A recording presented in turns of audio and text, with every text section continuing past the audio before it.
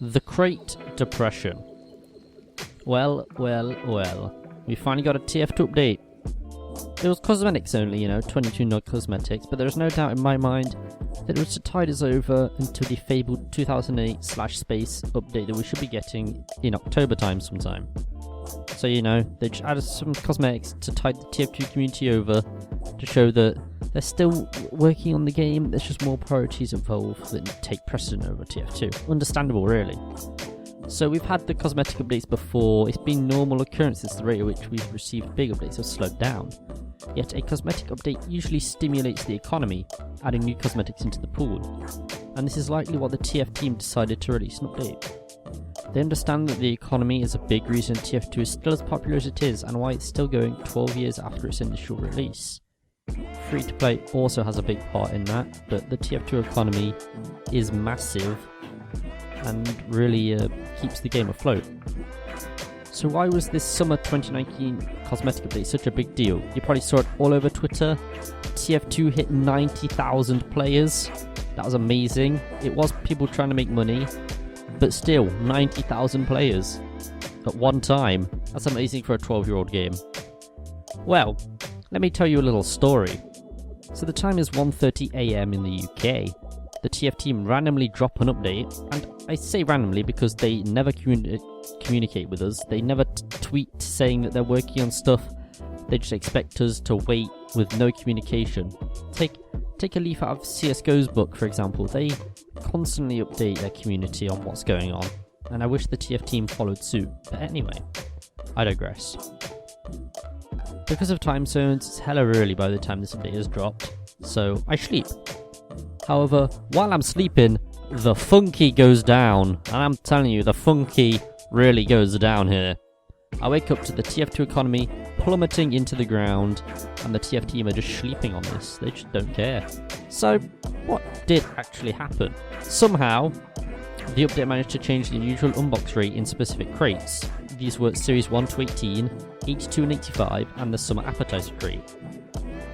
So what was this? Just like a little tweak, maybe from 1% to 2% maybe? No, it was to 100%. If you unboxed one of these crates, you had a guarantee of getting an unusual. What the fuck? But hey, the TFTeam probably saw this happen and swiftly fixed it, right? Right? No. They did not. For at least 12 hours, this bug was live. Hundreds, and I mean hundreds of unusuals flooded the market, and well, here was my reaction as it was happening. Right. The TF2 economy is fucked. This is the Steam marketplace. Look at this shit. They fucked the unusual rates. Look at all these old cases just going up in value. 11 quid for a Series 17. Look at them. Look at the value. It's just gone down drastically. Holy shit. An unusual danger. Uncle Dane's signature hat. Look at that crash. Holy fuck. That is insane. Yeah. It was a bit of a disaster. Especially for TF2. And other Steam games such as Dota and CSGO. They had their knife and whatever Dota 2's viable items are. They had their values drop, as people were trading them in so they could make bank on TF2 unusuals. Because Valve has cross-trading between those three games, each game was affected severely, and unusual was cheap. So, that began questioning, which was worth more, the Venezuelan Bolivar or a TF2 unusual? Now, I will admit, I did take advantage of this. I picked up some cheap unusuals, only 2. I didn't plan on trading them, so getting trade locked is fine with me, I only wanted some unusuals for my classes, I got one for NG, and then I got a well-rounded rifleman, because I like those hats, and I figured, you know what? I might as well take a bit of advantage of this. I know, you may think I'm a bad person for doing that, and maybe I am, but I can't really make money off of these, and I didn't plan to make money off of these, so that's how I justify it, is I just wanted my guys to look good, and I'm sure many other TF2 players who, in their dreams, couldn't imagine getting unusual, have finally been able to get an unusual. And I think that's pretty good for them. Not exactly for the economy, but as they're trade banned now, trade locked even, they can't be traded, so they're just going to sit there and be cherished by these, I guess, not really free to plays, but newer players who never thought they could get an unusual. So, we have these god-tier unboxers flooding the market, so their price drops. A team captain, for example, a really popular hat, and if you get it with certain effects, it can be really expensive.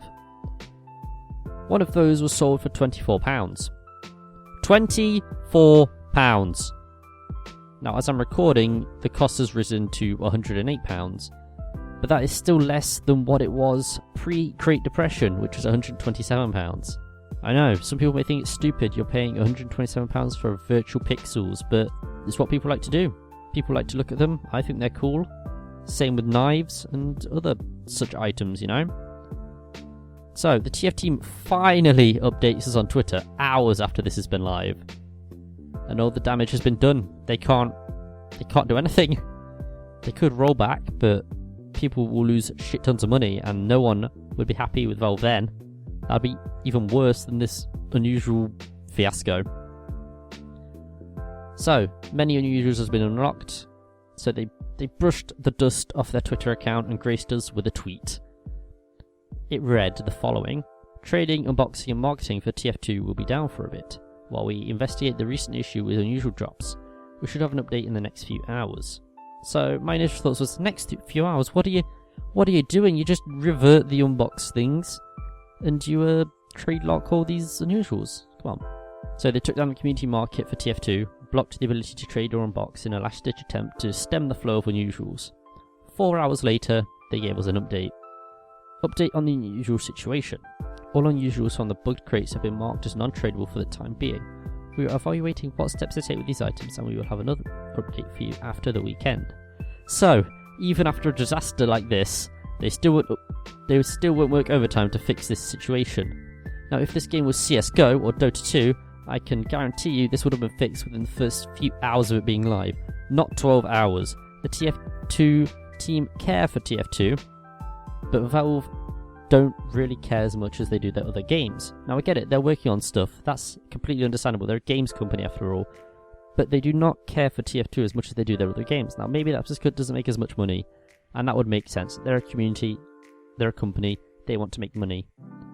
But a disaster of this magnitude, happening in one of their oldest and most beloved IPs, really should have forced them, or made them think, yo, we should maybe work a bit harder and a bit longer just to fix this issue, instead of leaving the TF2 community in limbo. Personally, that's just how I think they should have handled it. I don't work for a games company, I'm not a games developer, so I do not know how these things work, but that's just my 2 cents on the matter. So we'll just have to wait and see what the TFTeam decide to do to fix this. I can just imagine them leaving those unusuals as non-tradable, and then just hoping the prices recover. But can we talk about something? Keys are 50 refined. What the fuck? Now, when I started playing TF2 quite a lot, they were 30 refined. Now that is still a lot. Like, when I got into trading, they were like about 30 refined. Now that's still a hell of a lot of money. Refined even. And I remember seeing them at 10 refined. I didn't know what trading was, but I do remember seeing them at like 10 refined, if that. I didn't get into trading then, so I didn't know anything. But yeah. So, unusuals. More like usuals, am I right? So, this is a disaster. The TF2 economy is slowly recovering. Prices are rising. I think just leaving them at non-tradable is the best course of action for Valve to take. Because if they roll back the item servers, it's going to be hard because it's been so long since the bug happened. But if they roll back the item servers, they roll back all the unboxes and all the purchases on the community market, they're going to need to refund every person that paid for an unusual or a crate or whatever. And that's going to take a lot of money from them. And I don't think they're prepared to do that. So community faith in Valve has been shaken, but I don't think it's irreparable. Anyway, I've been over the giant tree. I hope you enjoyed this video. Tell me down below if you took advantage of this bug or not. And yeah, I'll see you guys in the next video. Have a great day. Hey, oh, I've been up for like 2 hours. 2 hours. Yo, bitch came through, took a few showers. I don't bop, I just money dance. Yeah, that wristwatch costs 100 grand.